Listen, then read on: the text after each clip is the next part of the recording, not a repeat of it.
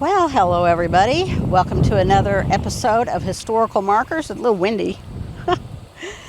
We are in Dunklin County, Missouri, down in the Boot Hill, and we're doing some counties through this area, and I am excited to find out what Dunklin County has to offer for us. There's not very many here, but we're going to catch each and every one and let you know what's going on and what has gone on here in Dunklin County, so stay tuned, don't go away. All right, we are in Hornersville, Missouri, and we're here for this memorial. Hornersville Post 362 American Legion, erected to preserve the memories and incidents of our associations in the Great Wars and dedicated to all the men and women of this community and surrounding area who served our country. Very nice memorial. All right, we're in Kennett, Missouri, here for this marker. It's Kennett Sound Studios that ran from 1971 to 1997. Joe Keene designed, built, and operated a one-story concrete block recording studio at this location beginning in 1971. More than 350 performers and dozens of backing musicians recorded country, gospel, black and southern, and rock music here, and in an earlier studio, including nationally and internationally known recording artists Stephen Ackles, Norway, Mildred Pulliam Whitehorn, aka Vita Brown, Jack Campbell, Cheryl Crow, Narvel Feltz, the Magrooters, David Nail, Billy Lee Riley, John Wesley Riles, and Trent Tomlinson. Offices for Keene's music publishing companies included a room for songwriters were also located here. The building was later converted into medical offices. And there's a picture of it on this side. Kennett Sound Studios, circa 1971. And here is the building today. All right, we are in Kennett, Missouri, outside of the Dunklin County Museum. And we're here for this marker. Kennett, here in the southeast lowland region of Missouri. Sorry, I didn't get you a very good view there, did I? On a Delaware and Shawnee Indian village site, Kennett was laid out as the seat of Dunklin County in 1846. The town was first called, of course it gives me this name, Chillicothe? Yeah. Somebody knows? Let me know how that's pronounced. Okay. The town was first called Chillicothe for a Delaware Indian living here at the time. Later known as Butler, it was named for the mayor of St. Louis, L.M. Kennett, in 1851. The county name honors Governor Daniel Dunklin. Kennett grew as a trade and legal center as Dunklin developed into a noted cotton, soybean, and livestock farming area. When organized in 1845, Dunklin County was an isolated region of forest, overflowed land, and swamp bearing the marks of the New Madrid earthquakes of 1811 and 12. First settlers, hunters, and trappers were followed by others who came to harvest the forests. Effective land reclamation began in 1893 when the state provided for organization of county drainage districts and levees on the St. Francis River. Dunklin County is in the Little River Drainage District, one of the largest drainage systems in the U.S., organized in 1905. Drainage districts include some 300,000 of Dunklin's 347,524 acres. Now we're going to switch to the other side of this sign.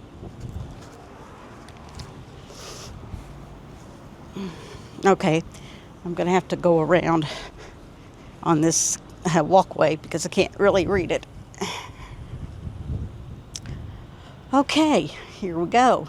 Continued. Kennett is the seat of the first Boot Hill County formed after Missouri was made a state. The extreme southeast counties of Dunklin in 1845 and Pemiscot 1851, with a section of New Madrid in 1812, are said to be part of Missouri through efforts of J. Hardeman Walker, pioneer planter in Pemiscot County. In the Civil War, the county was known as the independent state of Dunklin after adoption of a resolution at Clarkton in 1862 that Dunklin would secede from the Union. Union troops were in Kennett and Clarkton briefly in 1863, and guerrilla raiders roamed the area constantly. Recovery began with the coming of the Little River Valley and the Arkansas Railroad Cotton Belt to Malden in 1878. A branch reached Kennett in 1890. Reclamation began in the 1890s, brought population increase from 21,706 in 1900 to 45,329 in 1950. Here in Dunklin County, near Cardwell on the St. Francis River, the 230 altitude is the lowest spot in Missouri. The 8 copper eagle embossed Indian ceremonial plates, now a part of the Wolfing collection at Washington University in St. Louis, were found to the north near Malden in 1906. All right, we are outside the Kennett Police Department in Kennett, Missouri, and we're looking at this little sign right here. In 1843, the Village of Kennett was founded near the campsite of Chickasaw Indian Chief Chillicothe. All right, we are out in the middle of nowhere in Dunklin County, Missouri, and I am not exaggerating. Yeah, there's a couple of signs here. This one is probably not the one we're here for, but I'm going to read it anyway. On May 1st to 2nd, 1863, 5,000 Confederates led by General Marmaduke fought a Union force of 8,000 led by McNeil and Vandiver. This spot was the final battle of Marmaduke's Missouri invasion. The Confederates crossed the flooded St. Francis on a makeshift floating barge. And then here, out in the middle of nowhere, is this sign. The Battle at Chalk Bluff. Nice horsefly joined us. All right, we have on the Union side, General John McNeil, and on the Confederate side, Brigadier General John S. Marmaduke. The Battle at Chalk Bluff. Down the hill from this marker, 4 brigades of Confederates, led by Brigadier General John Sappington Marmaduke, what a name, crossed the St. Francis River into the safety of Arkansas on May 1st to 2nd, 1863.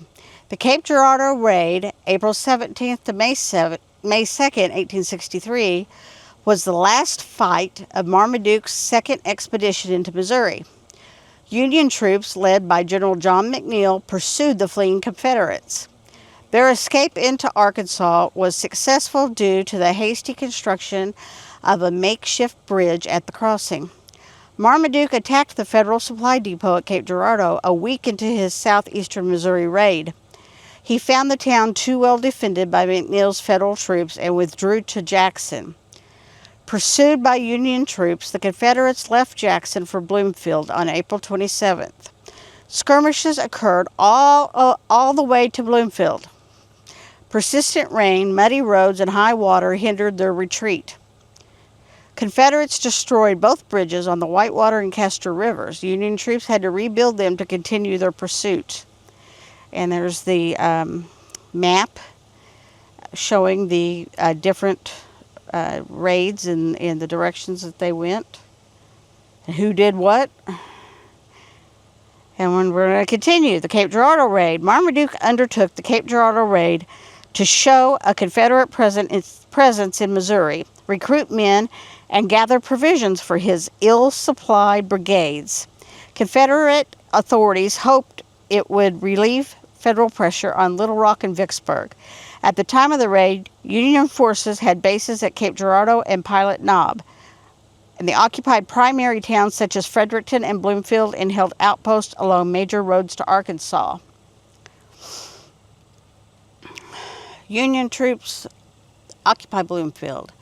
The pursuing Union troops occupied Bloomfield easily.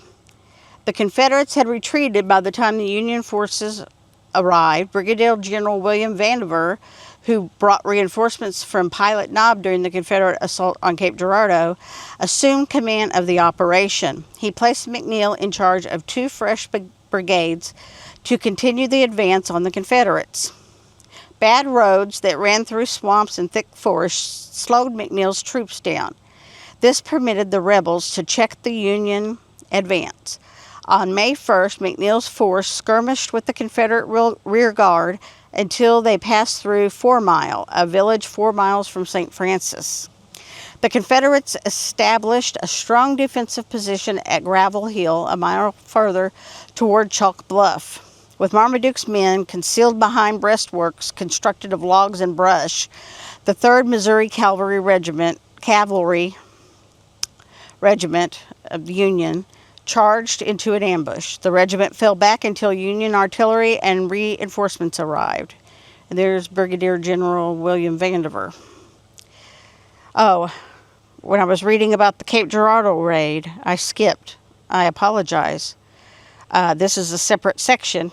As you see, it's white, and so I didn't go in order.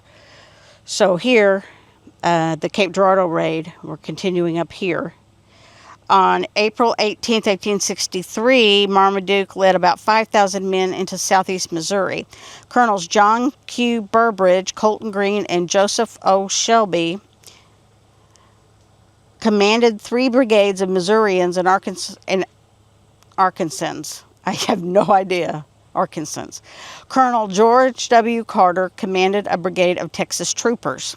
Missouri and Texas artillery batteries totaling 8 guns accompanied the expedition. Marmaduke targeted General John McNeil, a man despised by Confederates for executing prisoners in northeast Missouri in 1862. McNeil commanded the garrison at Bloomfield. Marmaduke dispatched Carter's Texas Brigade to drive McNeil from Bloomfield to Fredericktown.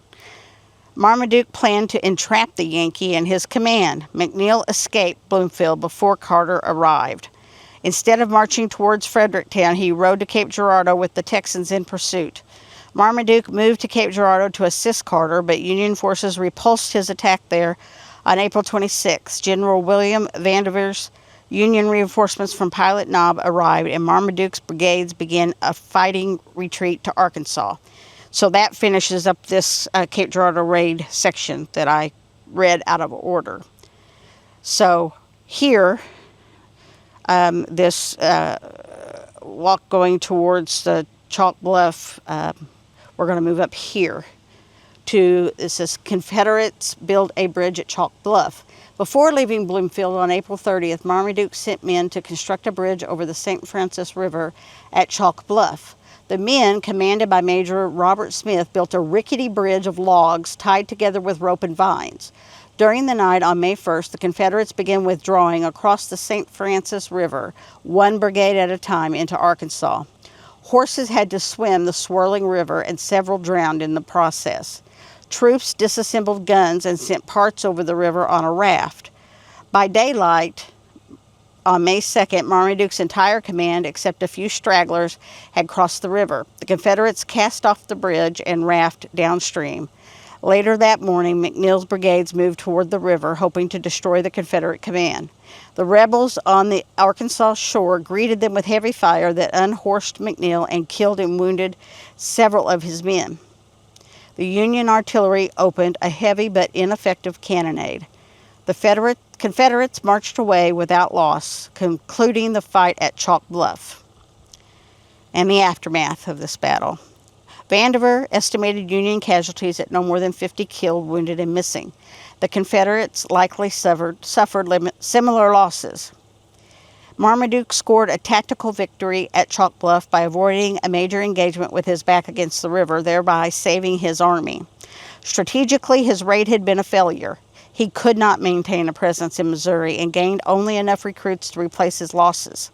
The raid did not stop the Federals from moving into northern Arkansas. And this is a picture of General M. Jeff Thompson. that was mentioned somewhere. I'm not exactly sure where he was mentioned at. But there you go, continuing the history of Missouri in the Civil War, which was a divided state. And yeah, there's a lot more of this history of the Civil War than I realized here in Missouri. So it's really interesting to me to read about this. And even though we are out in the middle of, I'm telling you, of nowhere, I'm glad that we got this information. All right, that was Dunklin County in Missouri. What did you think? I told you there weren't very many here, but what there was really interesting, and it's given me a really good picture of this entire Boot Hill area as we move from county to county. So stay tuned. If you haven't, liked, subscribed, all of that, do it. Drop me a comment. Let me know what you think now that we've moved into a different state. And stay tuned for the next episode of Historical Markers.